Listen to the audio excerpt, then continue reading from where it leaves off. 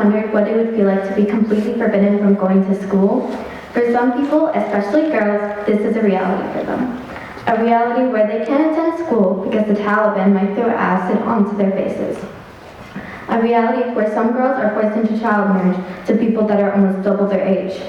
A reality where some are not allowed to go to school because they have to work for their families. This is a reality for 244 million children who are out of school, and more than 130 million of them are just girls.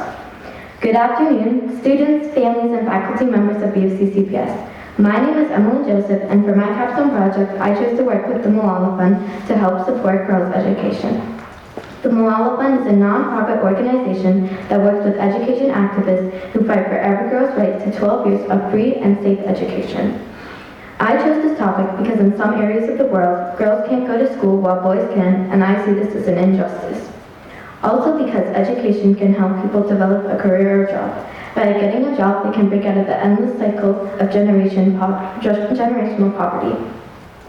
With my project, I wanted to make sure I was helping lead the fight for education for all. For my first goal, I chose to volunteer at Kumon for 10 hours to help tutor kids. After months of volunteering, I was able to volunteer there for a total of 40 hours. My second goal was to raise awareness about girls' education by reading Malala's Magic Pencil to students from kindergarten to second grade. After, I would do a short activity where the kids had to write or draw their favorite part of the book. I wanted to complete this process with at least 4 classes. In the end, I wrote to a total of 12 classes and collected a thick stack of drawings.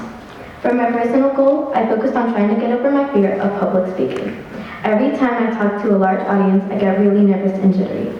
Even now, you can probably hear the nervousness in my voice. To accomplish my personal goal, I made a questionnaire and planned to fill it out every time I finished reading to one class. The questionnaire contained questions asking how I felt and what I needed to improve on next time. After I finished reading to all of the classes, I found that I became more comfortable with public speaking. Throughout my project, I've only faced 2 main challenges. My first challenge was that my plan was approved at the end of the school year last year.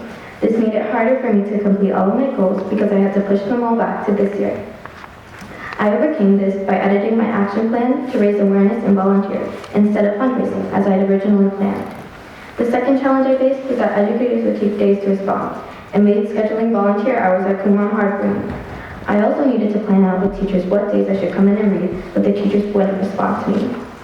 I overcame this by making sure I was in constant communication with both Ms. Sangita, the head teacher at Kumon, and the K through second grade teachers. After learning about my project, I hope that you all know that providing education for girls means more women in the workforce, which could add up to $12 trillion in global growth and could potentially decrease the risk of war in half for many countries. My project has also made me grateful for having the opportunity to be able to go to school, because it is shocking how many times I found myself mumbling that I want to go home after a class has ended, but now every time I leave a class, I stop to think to myself that I should be more grateful to be here.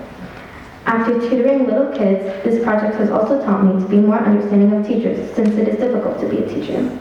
I can see that this has helped me because now I feel more comfortable around teachers and I participate more in class. Along the way, I needed help on this project many times, so I want to thank my advisor, Mrs. Kovacs, for pushing me to do as much as I could for my project. My parents and my older sister were always helping me with anything I needed.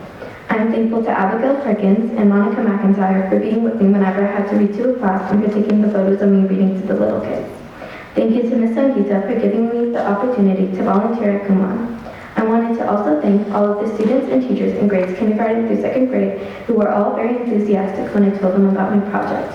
I don't even know how I'd be able to complete my project without my organization for working with me and really teaching me about equal education for all. Lastly, I wanted to thank all of you who took the time out of your day to listen to me about my project. As Malala once said, one child, one teacher, one book, and one pen could change the world. Thank you.